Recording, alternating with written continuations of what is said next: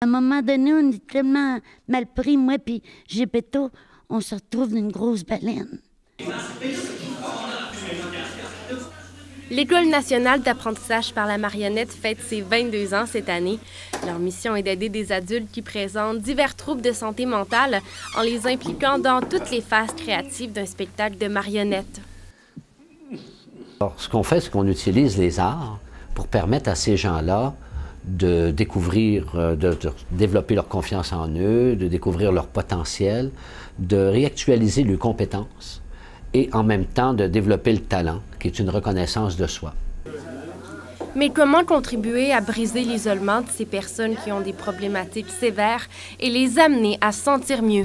Les gens, en fait, ils vivent un problème de gestion des émotions. Fait qu'au théâtre, on en parle beaucoup de ces émotions derrière les mots. On travaille sur des thématiques. On aborde le sujet des émotions et de l'imaginaire.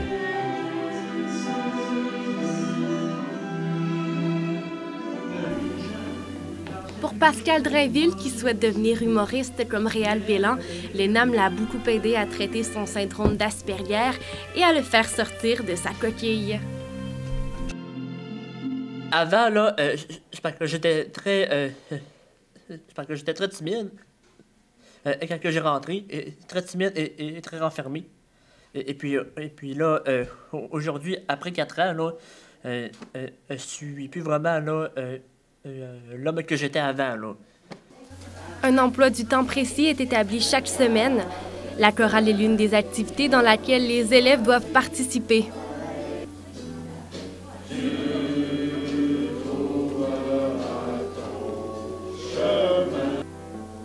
À travers plusieurs pièces, les apprentis chanteurs peuvent élargir leur répertoire musical. Là, j'essaie de développer le plus possible leurs possibilités, puis de les connaître. Alors là, on est au stade de l'apprivoisement.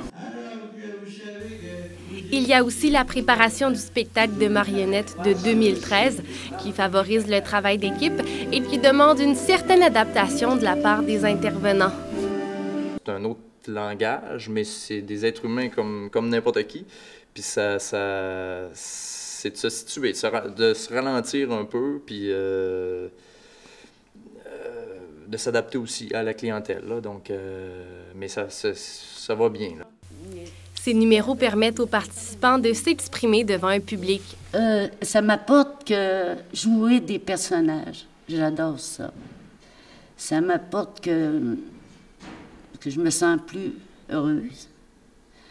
Que je fais quelque chose d'utile, de valorisant, puis que j'aime aussi pour que les gens y rient. Au cours de la semaine, le bricolage est au menu, tout comme l'écriture des sketchs dont l'un a une histoire bien particulière. C'est l'histoire d'une personne qui a oublié ses souvenirs, puis elle fait un peu comme genre de l'Alzheimer. Puis là, ben, on fait des pièces qu'elle a comme un coffre au trésor, puis elle se souvient, grâce au coffre, de certains souvenirs. Avec l'intégration des ateliers qui combinent plusieurs formes d'art, tous les intervenants remarquent des changements rapides chez leurs élèves, et ce, peu de temps après leur arrivée. Il y a une grosse différence entre quand ils arrivent, après 6 mois, après 1 an, tu vois une ouverture, tu vois qu'ils sont allumés aussi, parce qu'il se passe quand même beaucoup de choses, là, pas juste sur la scène, mais en haut, dans les locaux, tout ça.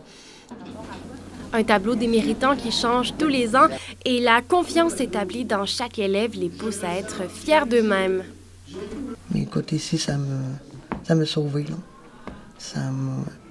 Genre ici, c'est ici qu'on a appris à me faire confiance. C'est ici que j'ai appris qu'il y avait du monde qui était encore correct. Puis c'est ici que j'ai compris que j'avais aussi des talents que je connaissais pas, là.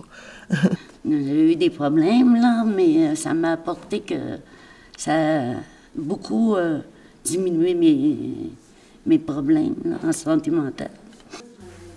Au-delà des marionnettes, de l'apprentissage quotidien et des sourires qui fusent de partout, c'est au final autant les élèves que les professeurs qui sont heureux de leur journée. C'est des gens qui sont attachants et qui répondent bien à la demande. Quand je leur demande de faire des choses, ils sont toujours positifs.